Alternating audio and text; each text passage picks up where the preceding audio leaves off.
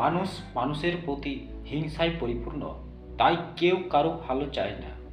দেখুন, আমাদের সমাজে প্রতিনিয়ত হিংসায় পরিপূর্ণ হয়ে গেছে। আজ আপনি যদি কিছু ভালো কাজ করছেন, ভালো কিছু অর্থ উপার্জন করছেন, আপনার পরিবার, আপনার সন্তান সন্ততি, আপনার সকলকে সুখে রাখার জন্য আমরা বিভিন্ন উপায়ে বিভিন্নভাবে আর্থিক রোজগার উপায় করে থাকি। সেই সাথে আপনি যদি খুব দারিদ্রতার মধ্যে কাটেন, তাহলে দেখবেন আপনার আশেপাশে বা আপনার পাড়া প্রতিবেশী আপনাকে নিয়ে খুব খারাপ মন্তব্য, কুমন্তব্য করে থাকে।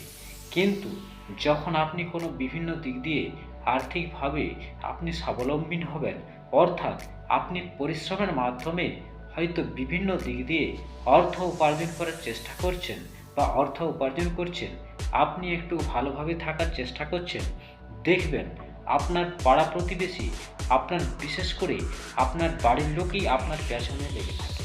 বন্ধুরা, আপনারা দেখছেন আমাদের চারিপাশে শত্রুই পরিপূর্ণ। আপনি যখন ভালো কাজ করতে চাইছেন, তখন আপনার পিছনে বিভিন্নভাবে আপনার পিছনে লাগার চেষ্টা করছে।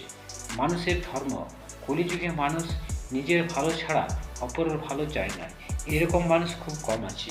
তো বন্ধুরা, যেহেতু আজ আমি আপনারা ভিডিও থাম্বনেল দেখে বুঝতে পেরেছেন যে নিজের শত্রুকে বশে আনার উপায়।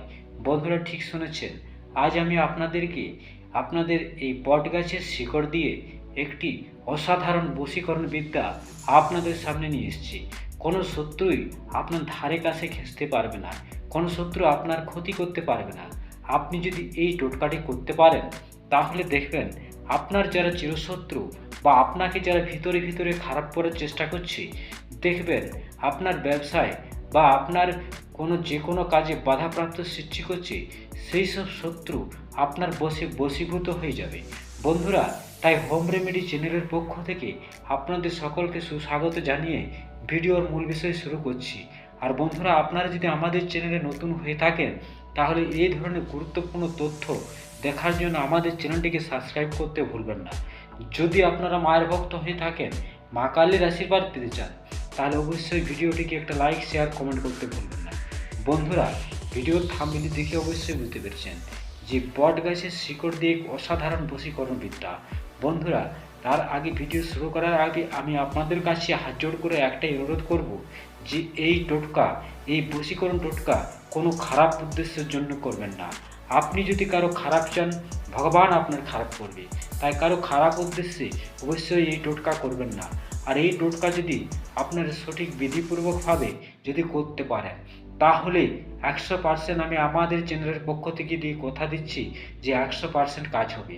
তবে এই টোটকা করার জন্য বিশেষ কয়েকটি নিয়ম এবং কিছু ঝুঁকিপূর্ণ রিস্ক নিয়ে আপনি যদি এই টোটকা করতে পারেন, তাহলে আপনার আশেপাশের সমস্ত শত্রু আপনি যাকে চাইবেন আপনি আপনার বশে নিয়ে আসতে পারবেন। বন্ধুরা, তাহলে চলুন ভিডিওর মূল পর্বে। ভিডিওটি সম্পূর্ণ না দেখলে সম্পূর্ণ শিক্ষা লাভ পাবেন না, তাই সম্পূর্ণ ভিডিওটি অবশ্যই দেখবেন। বন্ধুরা, আমরা জানি বট গাছে বট সাবিত্রীর পুজো হয়ে থাকে, তাই বট গাছে 33 কোটি দেবী দেবতার বাস। আমাদের মা বোনেরা বট গাছে বট সাবিত্রীর পুজো করেন। আর এই 33 কোটি দেবতা এই বট গাছের মধ্যে বিরাজ করেন। এই বট গাছের মধ্যে সমস্ত দেবী দেবতাদের বাস। আজ এই বট গাছের শিকড় আপনি কিভাবে তুলে আনবেন আর কিভাবে এই বশীকরণ বিদ্যা আপনি করবেন, তাই চলুন। বট গাছের শিকড় তোলার জন্য আপনাকে একটু ঝুঁকি নিয়ে, রিস্ক নিয়ে কাজ করতে হবে। সেটি হচ্ছে অমাবস্যার দিন। অমাবস্যার দিন রাত্রিবেলা আপনাকে সেই গাছের কাছে যেতে হবে। বট গাছের কাছে গিয়ে সেই বট গাছের এক টুকরো শিকড় আপনি যেটুকু পরিমাণ নিয়ে আসবেন, আপনি সেই পরিমাণ আপনি যেন 1 মাস আপনার সেই শিকড়ের টুকরো 1 মাস যেন আপনি কাজে লাগাতে পারেন, তাহলে সেই পরিমাণ টুকরো আপনাকে আনতে হবে। সর্বপ্রথম হলো অমাবস্যার দিন ঠিক রাত্রি, ঘোর অমাবস্যা, নিশি অমাবস্যার সময় সেই গাছের কাছে গিয়ে সেই গাছকে, সেই বৃক্ষ দেবতাকে, ভগবানকে সাক্ষী রেখে, মা কালীকে সাক্ষী রেখে সেই গাছের এক টুকরো শিকড় আপনাকে তুলে আনতে হবে। তবে অবশ্যই এই কাজ করার সময় আপনার কিছু রিস্ক থাকবে। আপনাকে কোনো দ্বারা ভয় ভীতি পেলে চলবে না। আপনি ভয়ে ভীত হলে চলবে না, কারণ এই সময় আপনার সম্মুখে অনেক কিছু ভয়ের সম্মুখীন হতে পারে আপনাকে। তাই বলবো, এই বিদ্যা তারাই একমাত্র করতে পারে যারা গুরুবিদ্যা বা গুরু দীক্ষা নিয়েছেন, যারা গুরুদেবের সেবা পূজা করেন, যারা মাকে ভালোবাসেন, যারা মা কালীর পুজো করেন, তারাই এই বিদ্যা করলে এই বশীকরণ বিদ্যার 100% সফলতা পাবেন। তো বন্ধুরা, এই অমাবস্যার দিন রাত্রে 12টার সময় সেই গাছের শিকড় তুলে এনে আপনি কোনো মা কালী মন্দিরে, মায়ের মন্দিরে, মা তারার মন্দিরে বসে ভোর অমাবস্যার নিশীথে আপনি আপনার নিজের মতো করে সেই মায়ের পুজো আরাধনায় আপনাকে পুজো করতে হবে।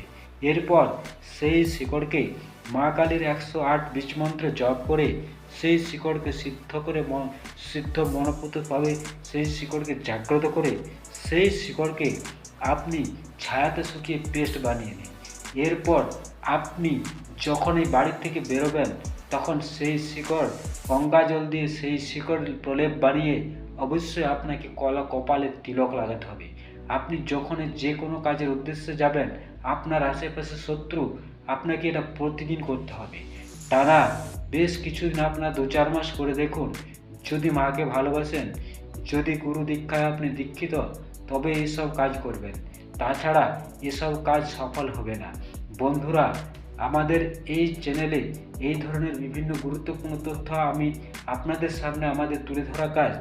তাই আপনারা যারা গুরু মন্ত্রে দীক্ষিত বা গুরু দীক্ষা নিয়েছেন, তারাই অবশ্যই এই কাজ করতে পারবেন। বন্ধুরা, ভিডিওটি ভালো লাগলে অবশ্যই একটা লাইক, শেয়ার, কমেন্ট করতে ভুলবেন না। চ্যানেলে নতুন হয়ে থাকলে চ্যানেলটিকে অতি অবশ্যই সাবস্ক্রাইব করে পাশে থাকবেন। পরের ভিডিওতে আবার দেখা হবে। ধন্যবাদ।